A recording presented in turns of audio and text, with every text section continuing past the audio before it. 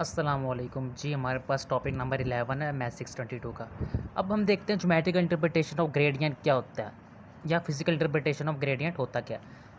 Geometrically gradient of scalar function represent a normal vector surface.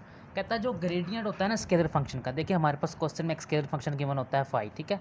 उसका हम gradient find करते हैं डेल के साथ, उसको लिखते हैं, ग्रेडियंट उसका फाइंड करते हैं, ठीक है। या हम ऐसे कह लें किसी फाई फंक्शन का हम ग्रेडियंट फाइंड करते हैं तो ये ज़्यादा एक्यूरेट होगा। सो वो कहता, वो रिप्रेजेंट करता है एक नॉर्मल वेक्टर ऑफ सरफेस। मतलब अब ये कहना क्या चाह रहा है, कहता हम जब ग्रेडियंट फाइंड करते हैं, ठीक है, किसी स्केलर फंक्शन फाई पे, ठीक है, तो हमें वो एक वेक्टर क्वांटिटी देता है। अब हमने ये बताना है कि वो जो वेक्टर क्वांटिटी हमें मिली है उसकी डायरेक्शन क्या है, ठीक है। डायरेक्शंस की बात हम पीछे करते हैं ना। वो कहता है gradient of scalar function represent normal vector surface. कहता है वो नॉर्मल वेक्टर सरफेस हमें देगा, ठीक। ग्रेडियंट किसी भी स्केलर फंक्शन का ग्रेडियंट हमें एक नॉर्मल वेक्टर देगा सरफेस पे, ठीक है। सरफेस कोई भी सतह होती है, ठीक है, उस पर अगर हम ग्रेडियंट लेंगे किसी स्केलर फंक्शन का एक पार्टिकुलर पॉइंट पे तो हमें वो नॉर्मल वेक्टर देगा, ठीक है, सरफेस पे। अब वो नॉर्मल वेक्टर कैसे देगा, नॉर्मल वेक्टर हम कैसे ड्रा कर सकते हैं, उसके लिए पहले क्या ड्रा करना पड़ेगा, ठीक है, वो मैं आप लोगों को क्वेश्चन से बताता हूँ। अब मेडूल समझने के हैं, मेडूल ऐसे नहीं है कि आप लोगों ने हैंडआउट से देख लिया और लिख लिया, इनमें अब कॉन्सेप्ट यूज़ हो रहे हैं। सो आप लोग वीडियो लाजमी देखिएगा, ठीक है। कहता है डेल फाई एट किसी पॉइंट पे represent the normal vector to the surface, ठीक है। कहता है डेल फाई या किसी भी पॉइंट पे या इस पॉइंट पे एक नॉर्मल वेक्टर बता रहा है, मैं पहले बता चुका हूँ। हमने फाइंड करना है उस वेक्टर क्वांटिटी जो हमारे पास आई है जब हमने उस पर ग्रेडियंट अप्लाई किया, फाई पे ग्रेडियंट अप्लाई किया है, एक पॉइंट पे उसको देखा है। सो हमारे पास जो वेक्टर क्वांटिटी आई है उसकी डायरेक्शन क्या है मैं पहले बता चुका हूँ।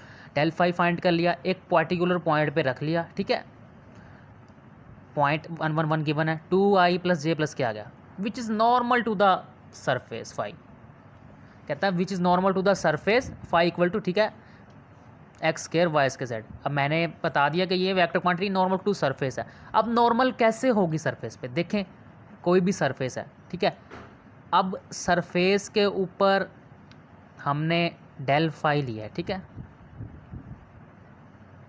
एक पार्टिकुलर पॉइंट पे, ठीक है, इतना तो समझ आ गया। हमारे पास एक वेक्टर क्वांटिटी आई है, वो हमने कहा है सरफेस के परपेंडिकुलर है,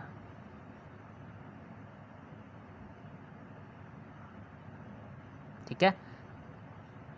सरफेस पे क्या पड़ा हुआ था हमारे पास, एक्स स्केयर वाई जेड, ठीक है। हमने डेल फाई लिया, एक पॉइंट पे उसको चेक किया, हमारे पास ये वेक्टर क्वांटिटी है। अब हमने बताया कि इस सरफेस पे ये जो वेक्टर क्वांटिटी आई है, यहाँ पे वेक्टर क्वांटिटी है।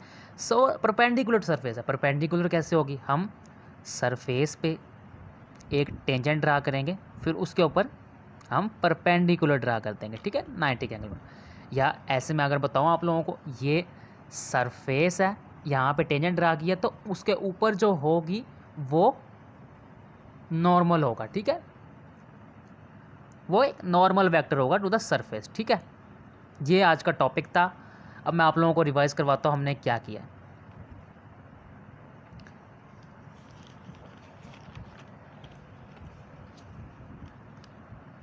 कहता है geometrically gradient of scalar function represent normal vector surface. कहता है ग्रेडियंट लेते हैं किसी स्केलर फंक्शन का, हमें एक नॉर्मल वेक्टर देता है, मतलब ये हमें नॉर्मल वेक्टर देता है। कहते हैं जब हम ग्रेडियंट अप्लाई करते हैं किसी भी स्केलर फंक्शन पे तो हमें वेक्टर क्वांटिटी देता है। ये तो बात क्लियर होगी। हमारे पास डेल फाई था, एक पार्टिकुलर पॉइंट पे नॉर्मल वेक्टर सरफेस बता रहा है, ठीक है। अब हमने डेल फाई लिया, एक पार्टिकुलर पॉइंट पे उसको चेक कर लिया, ठीक है। अब वो कहता है नॉर्मल वेक्टर सरफेस है, लेकिन ग्राफिकली पता भी तो हो ना कैसे है। तो उसके लिए हमने क्या किया, हमने डेल फाई एक पॉइंट पे अप्लाई किया, हमें वेक्टर क्वांटिटी दे दी। वेक्टर क्वांटिटी एक नॉर्मल है टू सरफेस। नॉर्मल के लिए हमने पहले उस सरफेस पे एक टेंजेंट ड्रा की, फिर उसके ऊपर से एक नॉर्मल ड्रा की, ठीक है। सो ये हो गया हमारा आज का question, geometrical interpretation of gradient. So stay tune for next video. इंशाल्लाह नेक्स्ट वीडियो में अगले मॉड्यूल्स को कवर करूँगा।